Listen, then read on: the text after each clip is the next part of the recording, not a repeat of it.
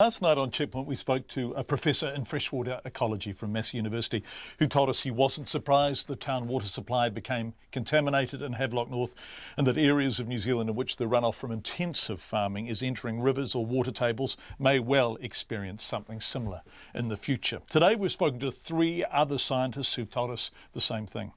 Given the impact of this contamination on Havelock North, we wanted to talk to the Parliamentary Commissioner for the Environment about this. Dr Jan Wright has written of the poor water quality in many lowland places. So how is a balancing act achieved with farming intensification concentrating the amount of urine and faeces going into the soil?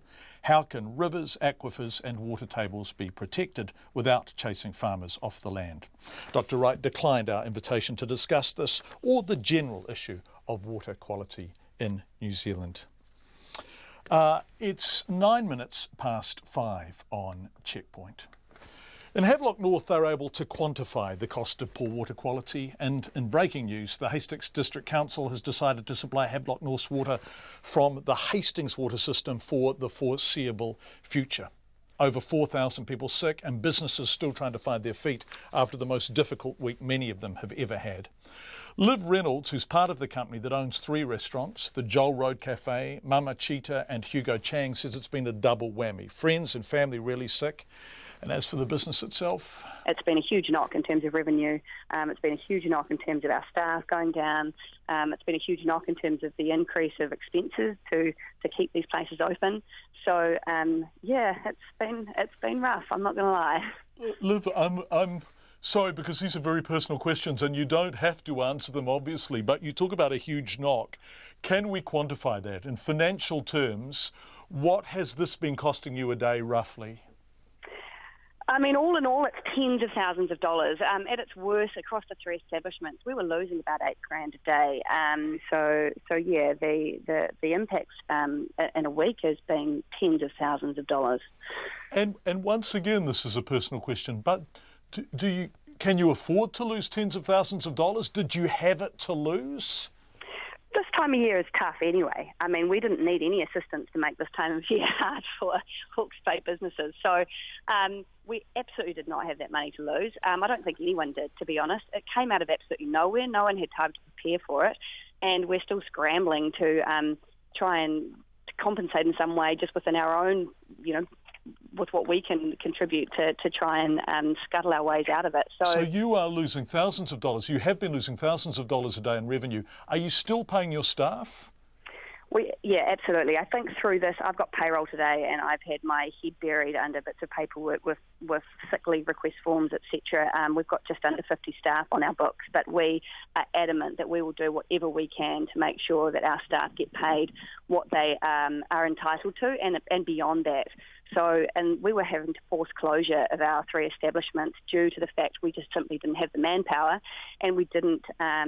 And we were worried. We didn't have the information we needed from the council to deem it safe to open, so we were forced to close. However, we're going to pay our staff for the hours they were rostered on those forced closed days, purely because it's not fair that they have to bear the brunt of this. They've got families at home that are all suffering. They've got extra expenses that they're having to go through with buying bottled water, buying hand sanitizer, buying more nappies for their babies. So we're doing everything we can, with our staff being the absolute pinnacle of our priority of making sure that they are looked after first and foremost.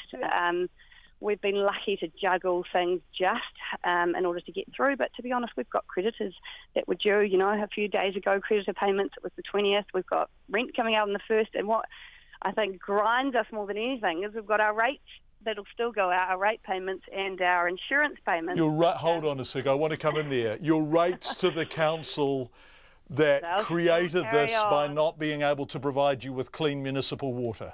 Isn't that painful? It's the money, the rates. We're never late on our rate payments, and we're never late on our insurance payments. You must be actually tempted to tell them what they can do with their rates, Liv. I'm sure people have voiced it, yes. And so, in terms of compensation, because through no fault of your own, you are tens of thousands of dollars out of pocket, you are still paying staff who have been unable to work either because they've been sick or your businesses have been closed or both. What would you like to see in terms of a compensation package of some description from the council or from the government?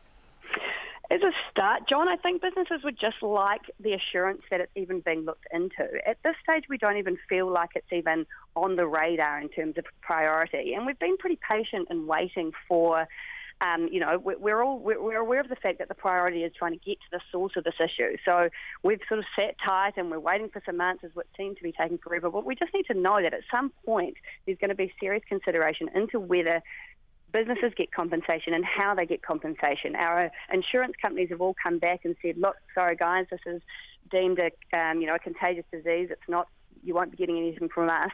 So it has to go to a government level in order for us to get, at least some assurance that compensation may even be on the horizon.